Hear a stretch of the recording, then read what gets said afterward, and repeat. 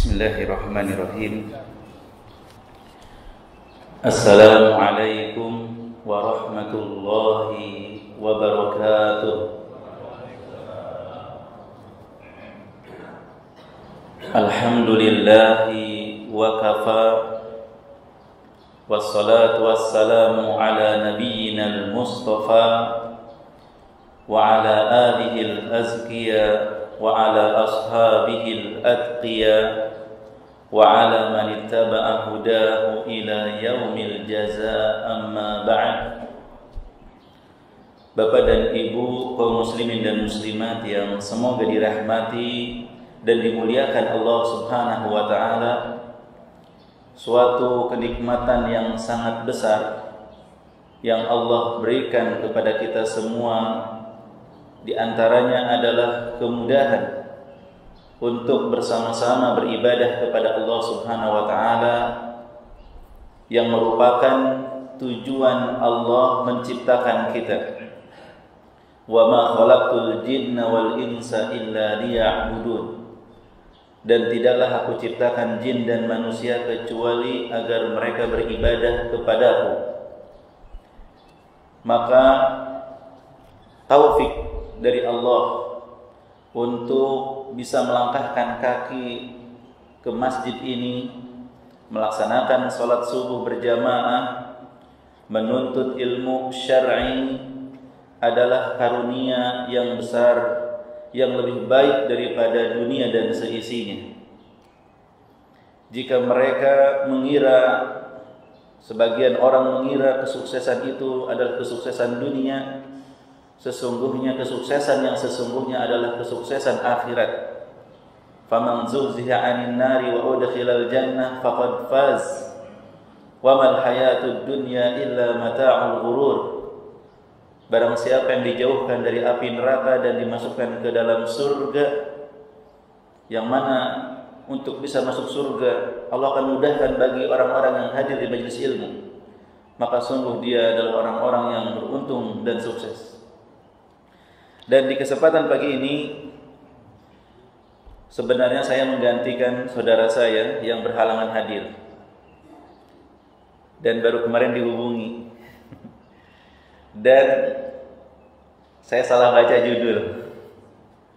Jadi saya memahaminya, jika kalian menolong agama Allah, maka Allah akan menolongmu. Ternyata tadi menolong saudaramu ya. Tapi menolong saudara itu bagian daripada menolong Allah Subhanahu wa taala. Menolong agama Allah Subhanahu wa taala. Maka tema yang akan saya sampaikan, apakah Allah perlu dibela? Apakah Allah perlu ditolong?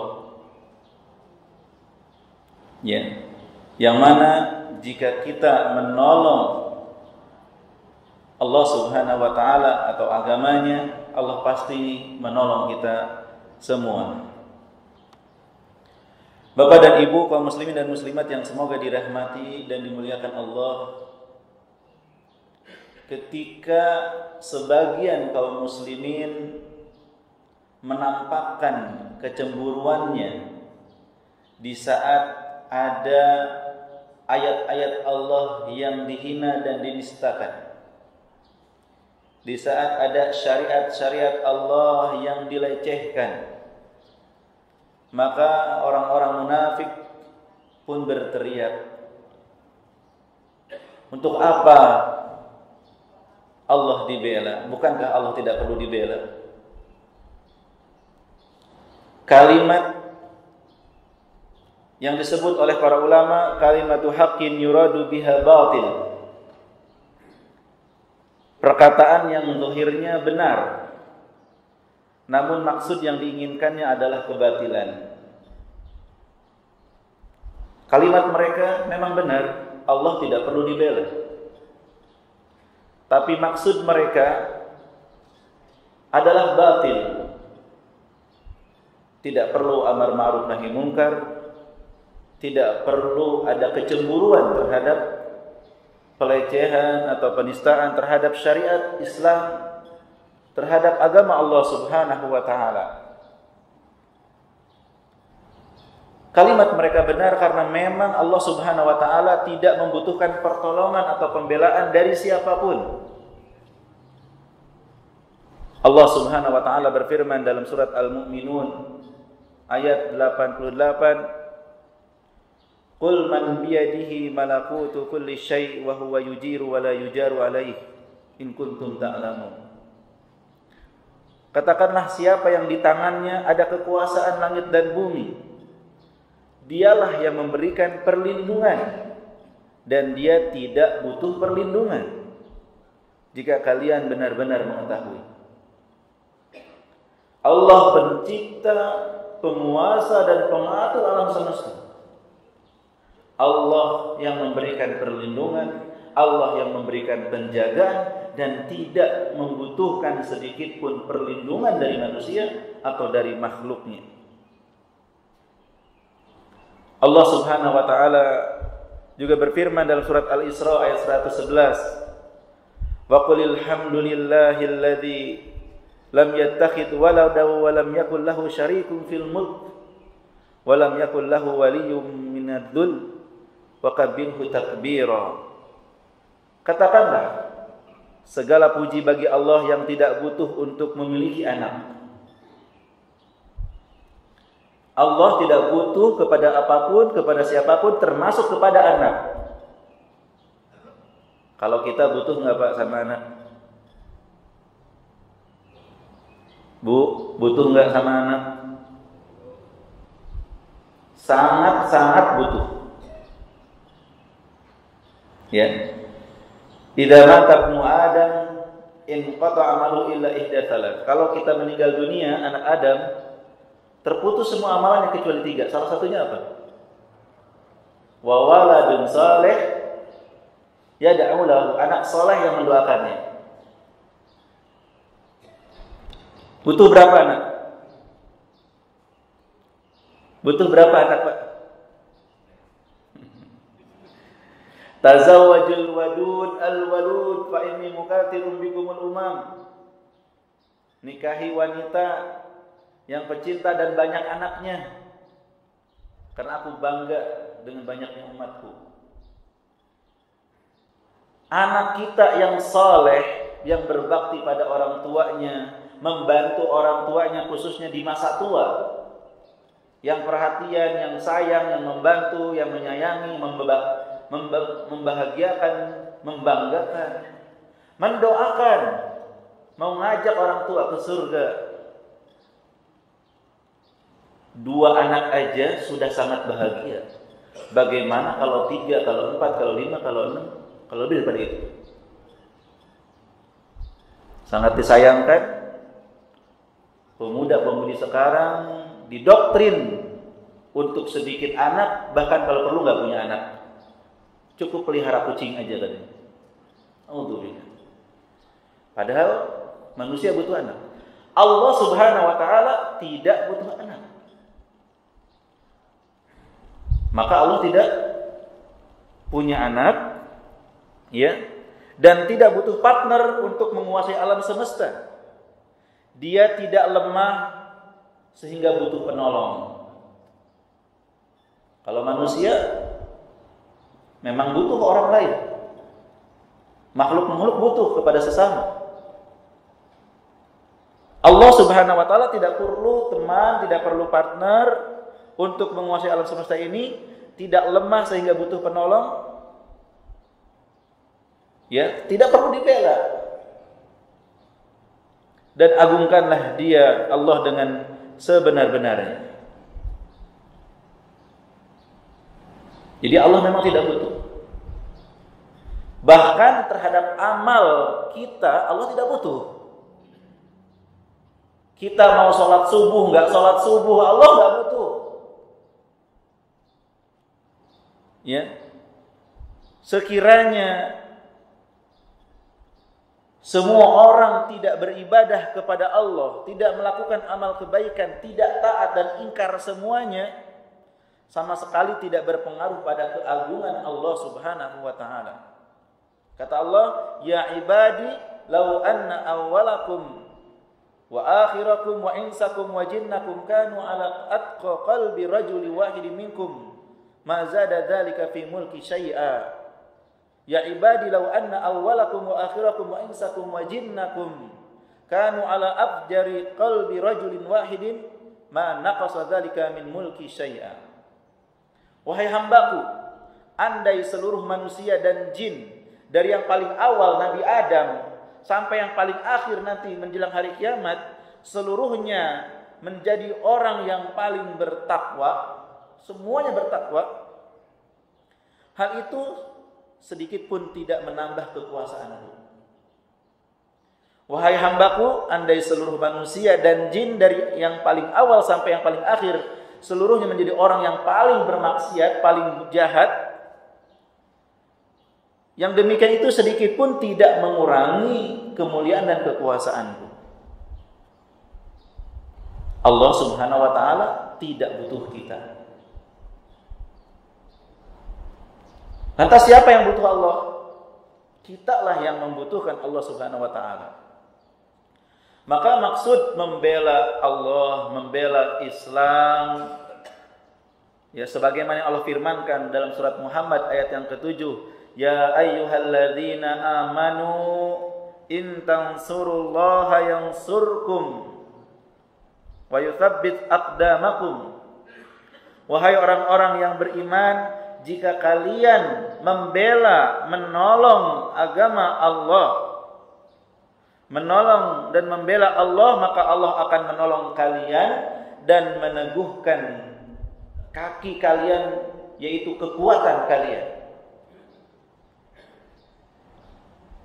Juga firman Allah Subhanahu wa taala dalam surat Al-Hajj ayat 40, wala yansurannallahu man yansuruh innallaha laqawiyyun aziz.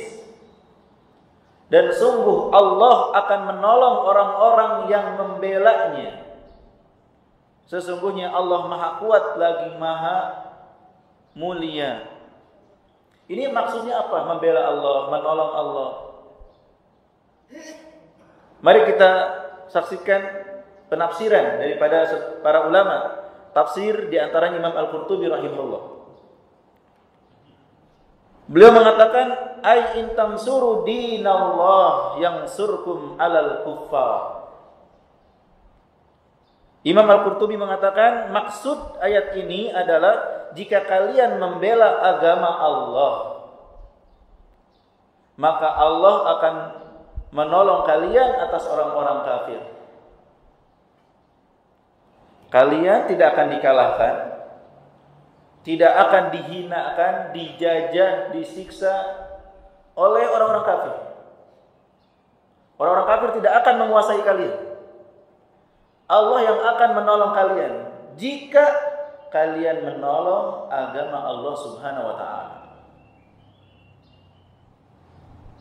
Maka kehinaan yang menimpa sebagian umat Islam, baik dengan penjajahan maupun dengan kezaliman-kezaliman yang menimpa mereka, itu disebabkan tidak menolong agama Allah Subhanahu wa taala. Sebagian kaum muslimin tidak lagi peduli dengan agama Allah Subhanahu wa taala. Maka untuk kembali mendapatkan pertolongan Allah Subhanahu wa taala, kita harus membela agama Allah. Agama Islam. Agama Islam ini perlu dibela. Di saat orang-orang ingin merusak Islam dari luar maupun dari dalam, para orientalis mempelajari Islam untuk merusak Islam. Mereka mendidik anak-anak kaum muslimin, mencuci otak mereka, menafsirkan Al-Quran dengan penafsiran mereka. Sehingga keluarlah lulusan-lulusan yang lisannya begitu kotor kepada Islam dan kaum muslimin, yang bertentangan dengan Islam itu sendiri, bertentangan dengan Al-Quran, bertentangan dengan Sunnah. Saat Allah mengharamkan LGBT, murid-murid orientalis ini teriak membela LGBT. Saat Allah Subhanahu wa taala memerintahkan kebaikan, mereka terdepan menyeru kepada keburukan. Maka Islam ini perlu kita bela. Syekh As-Sa'di rahimahullah mengatakan, "Hadza amrun minhu ta'ala lil mu'minin ay yansurullaha bil qiyami bidini wad da'wati ilaihi wa jihadi a'da'i wal qasdu bidzalika wajhullah."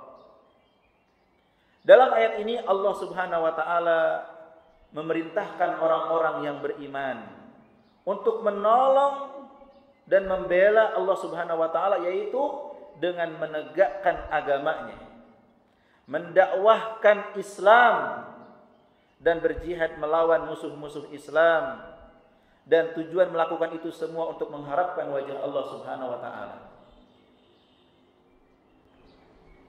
Kita menolong Allah Subhanahu wa taala dengan menegakkan agamanya. Yang pertama pada diri kita sendiri. Menegakkan agama, yang pertama kali menegakkan agama itu pada diri kita sendiri. Kita pelajari Islam, kita pelajari Al-Quran dan Sunnah, dan kita tegakkan pada diri kita. Kita amalkan sebelum yang lainnya. Allah memerintahkan apa, kita laksanakan. Allah melarang apa, kita laksanakan. Rasulullah memerintahkan dan melarang apapun, kita ikuti. Kita katakan sami'na wa ata'na pada diri kita.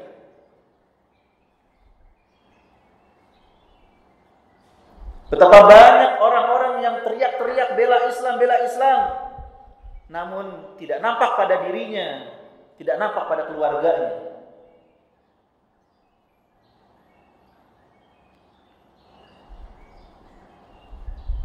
Bagaimana bisa dia ingin membela Islam sedangkan dia tidak mampu menegakkan itu pada dirinya? Setelah dirinya, keluarganya, anak istrinya. Istrinya diminta untuk menutup aurat sebagaimana yang Allah perintahkan. Anak-anaknya juga demikian. Keluarganya diajak untuk beribadah kepada Allah, mentauhidkan Allah, melaksanakan perintahnya, meninggalkan larangannya.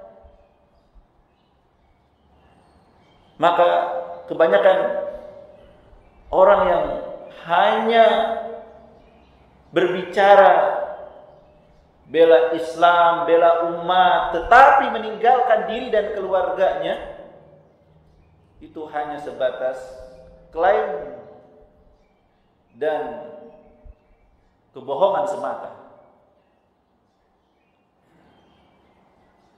Hanya menggunakan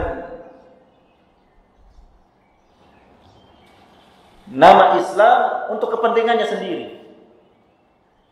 Kalau memang dia ingin menegakkan Islam, ingin membela umat Islam, maka yang pertama kali harus ditegakkan Islam ini pada dirinya, pada keluarganya. Kemudian setelah itu kepada orang-orang sekitar, kepada masyarakat dan kepada kaum muslimin secara umum dengan mendakwahkan Islam ini, mengajak manusia kepada agama Allah Subhanahu wa taala. Ud'u ila sabili rabbika bil hikmah. Serulah menuju jalan Allah dengan hikmah. Wal mau'izatil hasanah wajadilhum billati hiya ahsan.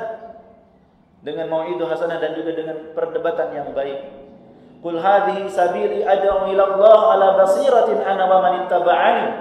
Katakanlah, inilah jalanku, aku menyeru kepada Allah di atas ilmu dan juga orang-orang yang mengikutiku.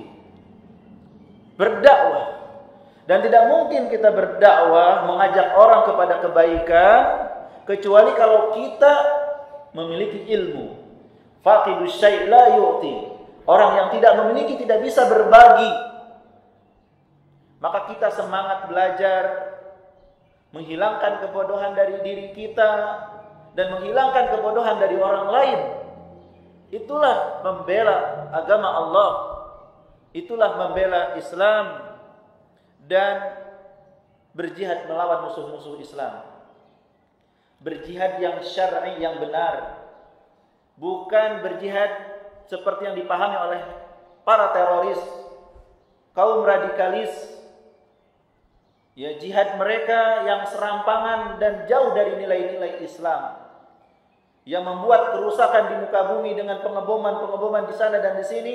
Itu bukan jihad. Ya, termasuk bom bunuh diri dan tindakan-tindakan yang bertentangan dengan Islam lainnya yang mereka klaim sebagai jihad. Bukan itu yang dimaksud, tetapi jihad syar'i untuk membela agama Allah Subhanahu wa taala, membela negeri kaum muslimin ketika musuh-musuh menyerang seperti di masa penjajahan terdahulu. Negeri kita pernah dijajah. Maka untuk membebaskan dari penjajahan tersebut, kita harus berjihad melawan dan mengusir penjajah tersebut. Dan alhamdulillah sekarang sudah merdeka. Maka ya tidak seperti zaman dahulu lagi. Maka jihad ini harus tetap ada. Karena tidak ada yang mengetahui tiba-tiba terjadi perang, tiba-tiba musuh-musuh Islam masuk.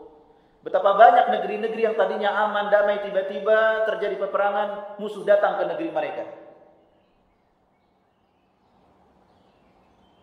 Maka tetap kaum muslimin harus berpegang pada syariat jihad, walaupun mungkin saat ini tidak ada jihad dengan fisik, tetapi jihad dengan ilmu.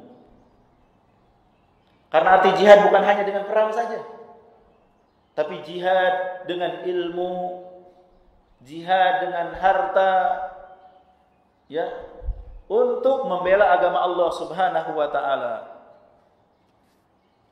Bapak Ibu kaum muslimin dan muslimat yang semoga dirahmati dan dimuliakan Allah Subhanahu wa taala.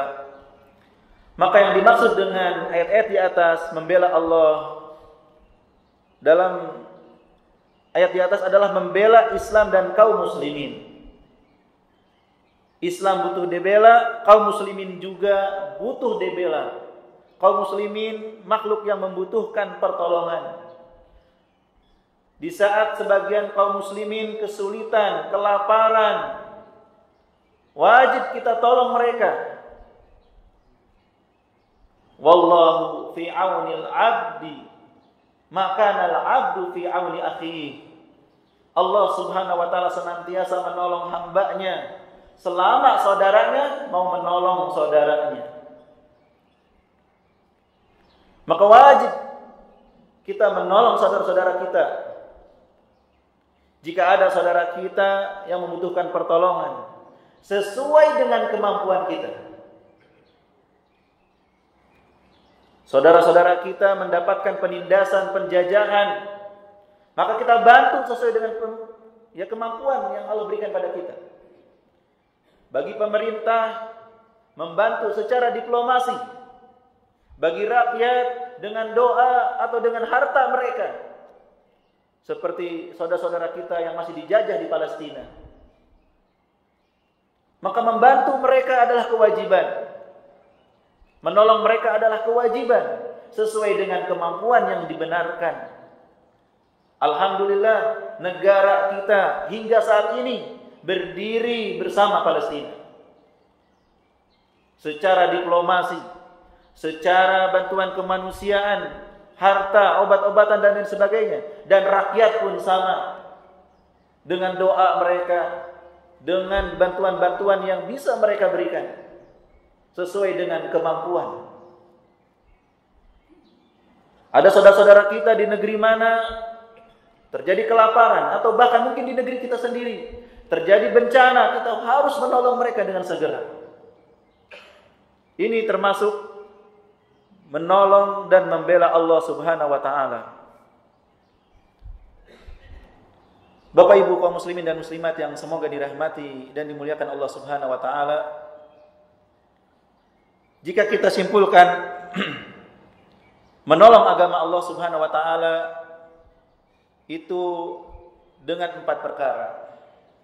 Yang pertama, mentauhidkan Allah Subhanahu wa taala, menegakkan syariat Islam di muka bumi dan menerapkan hukum yang telah diturunkannya.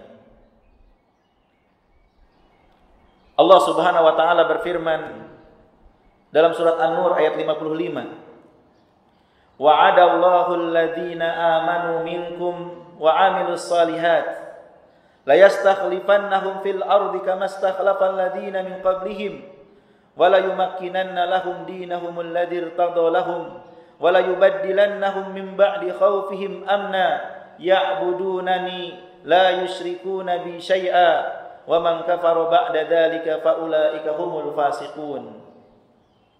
Dan Allah telah berjanji kepada orang-orang yang beriman di antara kamu dan mengerjakan amal-amal saleh bahwa Allah sungguh-sungguh akan menjadikan mereka berkuasa di muka bumi, menjadikan atau sebagaimana Dia telah menjadikan orang-orang sebelum mereka berkuasa, dan sungguh Dia akan meneguhkan bagi mereka agama yang telah diridhoinya untuk mereka, dan Dia benar-benar akan menukar keadaan mereka sesudah mereka dalam ketakutan menjadi aman sentosa. Mereka tetap menyembahku dengan tiada mempersekutukan sesuatu apapun dengan aku. Dan barang siapa yang tetap kafir sesudah janji itu, maka mereka itulah orang-orang yang fasik.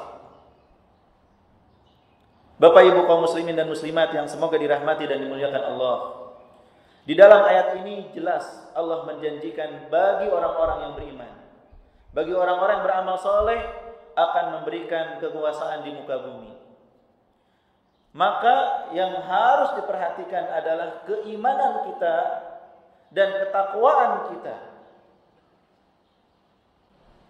Jika kita beriman kepada Allah dengan sebenar-benarnya, bertakwa dengan sebenar-benarnya, Allah akan berikan kekuasaan dan Allah akan turunkan keberkahan ke negeri kita. Allah Subhanahu wa taala berfirman, "Walau anna ahlal qura amanu wattaqau lafatahna alaihim barakatin minas sama'i wal ard walakin kadzdzabu fa akhadnahum bima kanu yaksibun." Kalau sekiranya penduduk negeri itu beriman dan bertakwa kepada Allah, niscaya kami akan berikan keberkahan. Kami akan bukakan keberkahan dari langit dan dari bumi. Allah akan berikan keberkahan pada negeri tersebut. Akan tetapi mereka mendustakan ayat-ayat kami, maka kami pun menyiksa mereka dikarenakan apa yang mereka kerjakan. Maka tegakkan iman, tegakkan tauhid. Ajak diri kita untuk mentauhidkan Allah dan juga keluarga kita dan juga masyarakat, agar beribadah hanya kepada Allah, agar sholat kita, sedekah kita hanya untuk Allah, agar kita berdoa, berharap, meminta, memohon hanya kepada Allah, agar menyembelih, bernadar, istighotsah, isti'anah hanya ditujukan kepada Allah. Masih banyak saudara-saudara kita yang berharap kepada selain Allah, berdoa kepada selain Allah, menyembelih untuk selain Allah, dan mereka mengaku muslim. Mereka mengaku sebagai orang Islam, tetapi menyembelih untuk syaitan,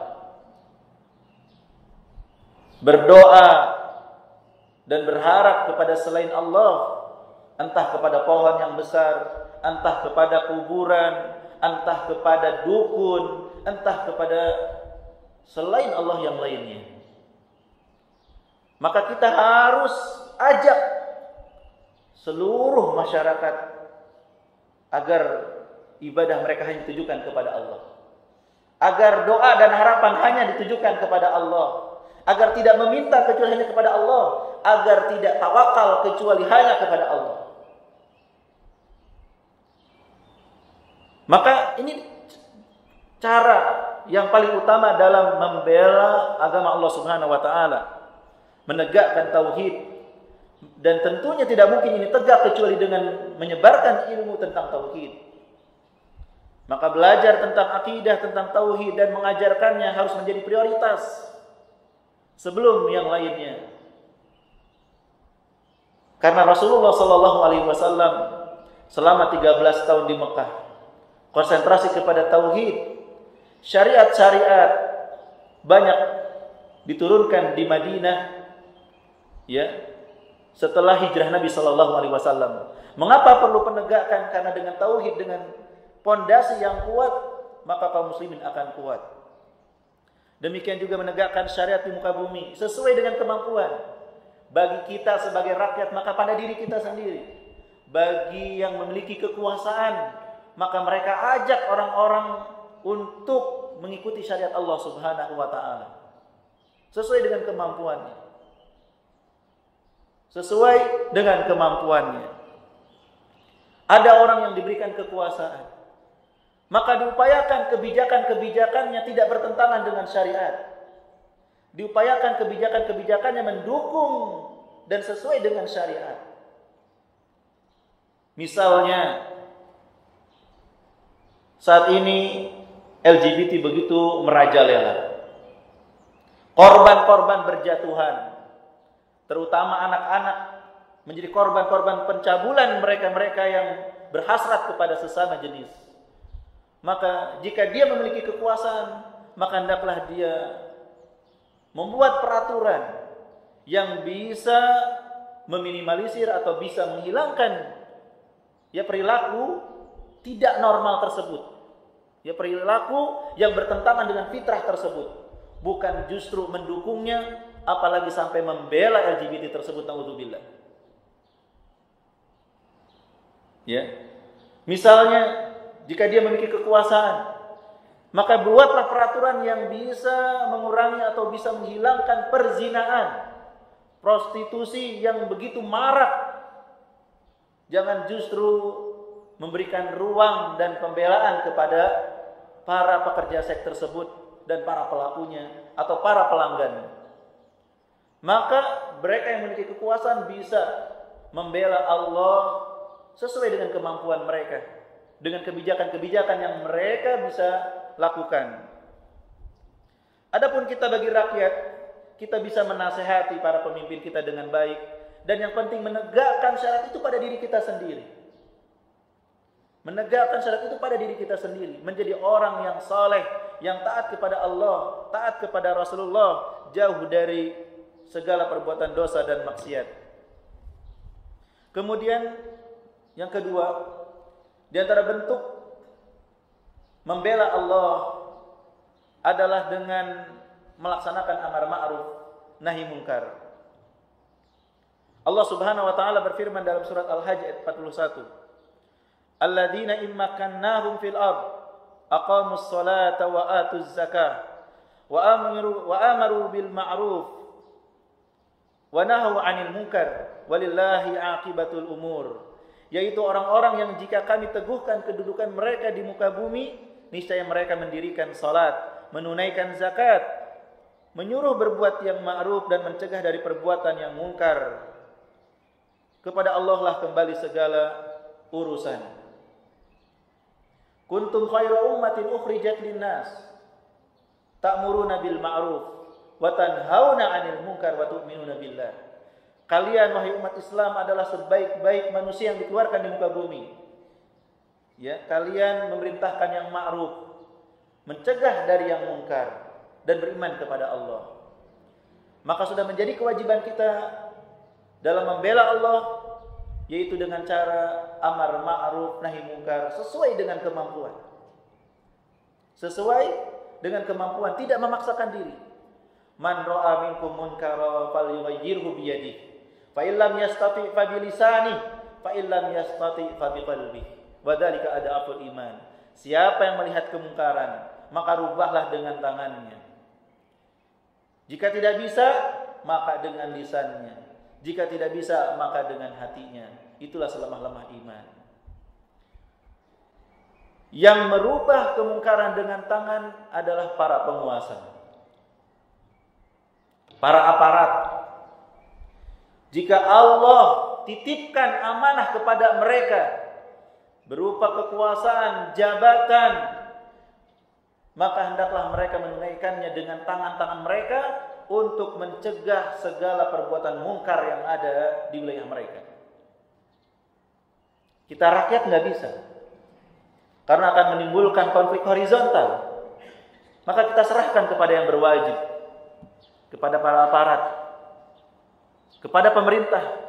Mereka yang akan dimintai pertanggungjawaban dengan kekuasaan mereka ketika terjadi kemungkaran di wilayahnya. Apakah mereka akan diam saja melihat kemungkaran?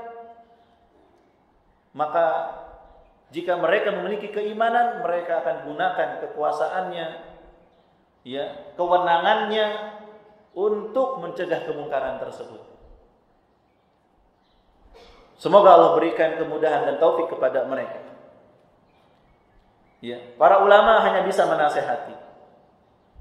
Para ulama hanya bisa memberikan saran. Majelis Ulama Indonesia merekomendasikan apa? Mengusulkan apa? Ya, kalau bisa ini ditolak saja. Kalau bisa ini ditunda saja. Ini para ulama. Karena mereka tidak memiliki kekuasaan. Tapi para penguasa inilah yang akan dimintai pertanggungjawaban dengan kekuasaan mereka. Mereka yang bisa menyetop, mereka yang bisa menindak. Jika kita bukan penguasa, tidak mampu dengan kekuasaan, dengan tangan kita, fabilisani, maka dengan lisannya. Para ulama harus berbicara ketika melihat kemungkaran. Tidak boleh mereka takut. Mereka usulkan, mereka sarankan, mereka kritik hal-hal yang bisa merusak dan membinasakan, ya, negeri kita atau bangsa kita atau masyarakat kita. Dengan lisan. Akan tetapi dengan lisan ini juga harus sesuai dengan tuntunan syariat. Seperti dalam menasihati pemerintah. Ya. Rasulullah sallallahu alaihi wasallam mengajarkan man arada ayan sohalidi sultan fala yubdihi alaniyatan falya'khudh biyadihi wal yakhlu bihi fa in qubila fadaka wa illa faqad adda alladhi alaihi. Siapa yang ingin menasehati pemerintah, maka jangan terang-terangan. Hendaklah ambil tangannya, berdua dengannya, nasihati empat mata, nasihati baik-baik yang tidak membuat mereka malu. Jika diterima alhamdulillah, jika tidak maka kewajiban sudah ditunaikan. Maka sesuai dengan kemampuan, yang bisa dengan lisan mengucapkan dengan lisannya. Yang tidak mampu dengan lisan, entah karena kurang bisa berbicara atau tidak punya akses untuk berbicara, maka dengan hatinya. Jangan kita ridho hadir pada kemungkaran-kemungkaran. Jangan kita merasa senang dengan adanya kemungkaran-kemungkaran. Kita harus menolak dengan hati kita, menjauh dengan fisik kita. Maka Bapak Ibu kaum muslimin dan muslimat yang semoga dirahmati dan dimuliakan Allah, amar ma'ruf nahi munkar sebagai wujud membela Allah Subhanahu wa taala, membela agamanya, ya, yaitu dengan mengajak kepada kebaikan dan mencegah dari kemungkaran. Berikutnya adalah dengan membenarkan semua janji Allah dan bertawakal kepada Allah dalam segala keadaan. Allah Subhanahu wa taala berfirman dalam surat At-Taubah ayat 119. Ya ayyuhalladzina amanu taqullaha wa kunu ma'as shadiqin. Wahai orang-orang beriman, bertakwalah kepada Allah dan hendaklah kamu bersama orang-orang yang benar. Bersama orang-orang yang jujur. Ya, maka Bapak Ibu kaum muslimin dan muslimat yang semoga dirahmati dan dimuliakan Allah, wajib bagi kita untuk membenarkan apa yang datang dari Allah dan dari Rasulullah sallallahu alaihi wasallam. Baik itu kabar-kabar, janji-janji, harus yakin dan tawakal pada Allah. Seperti yang Allah ceritakan tentang Nabi Musa dan Bani Israel.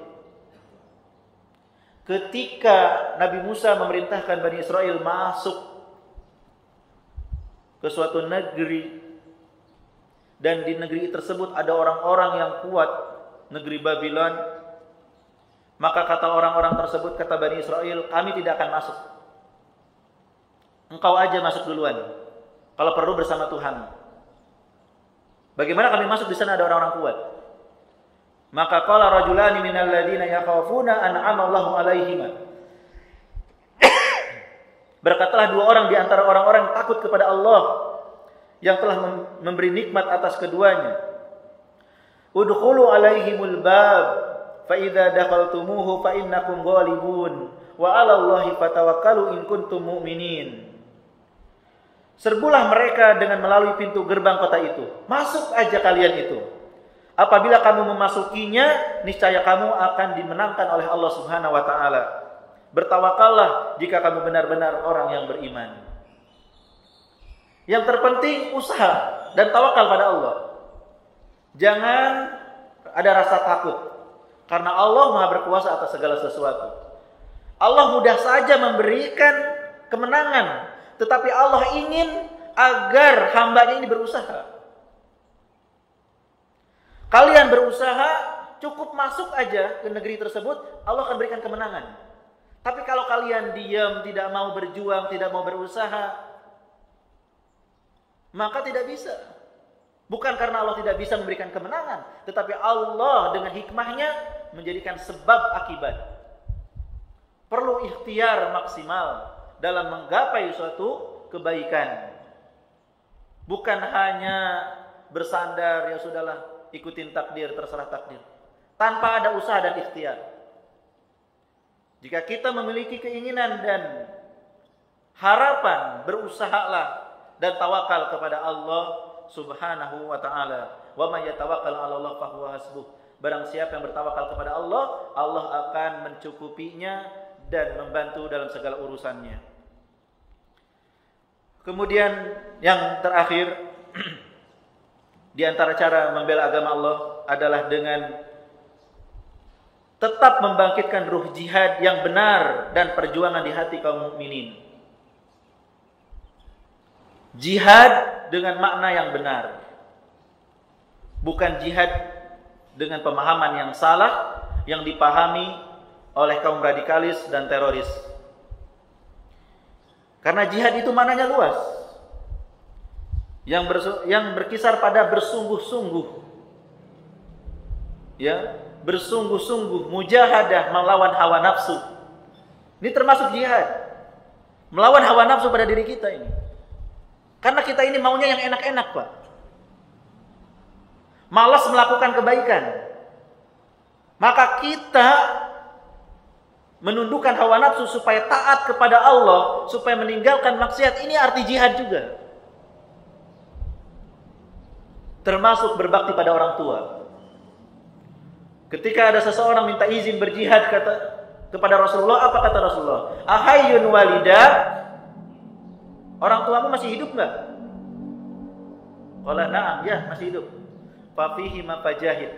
Berjihadlah dengan berbakti pada orang tua. Jadi jihad jangan hanya dipahami perang saja.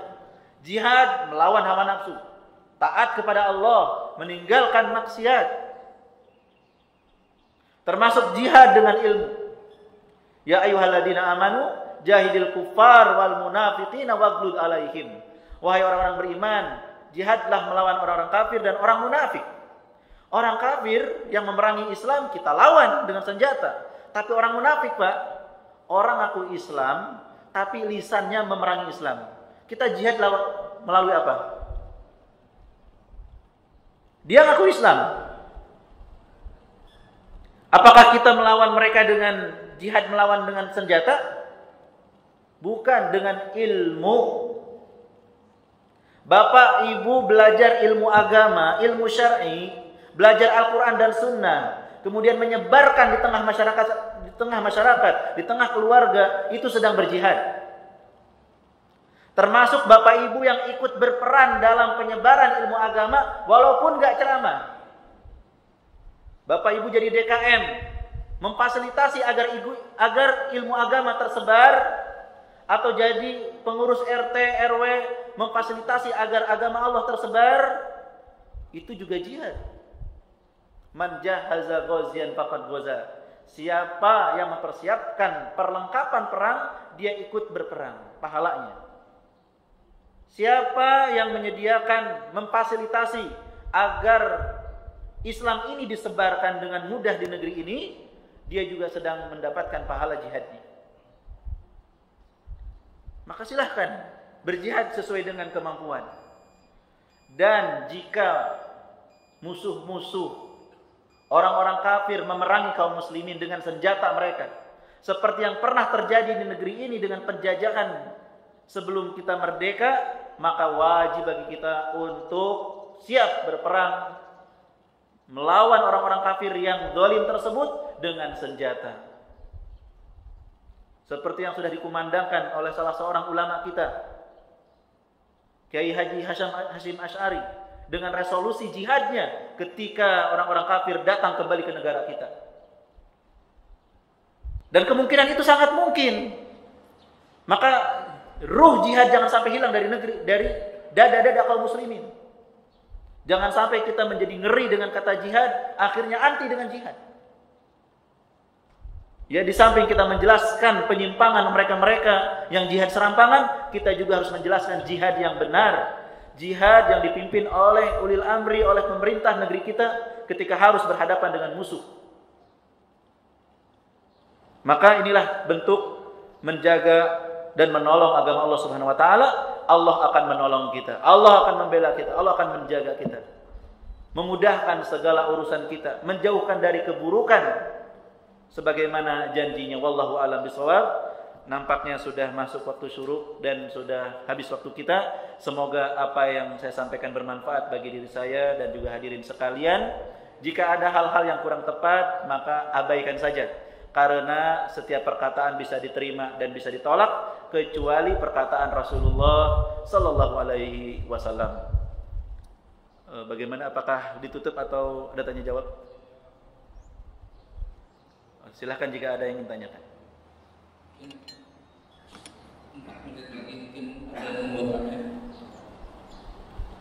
Biasanya kalau tanya pada diam begini. Alhamdulillah. Selalu diwakili. Jadi yang ini pemegang mic jadi nanya. Jadi saya mau tanya juga ke Ustaz. Tadi sangat ini bagus sekali.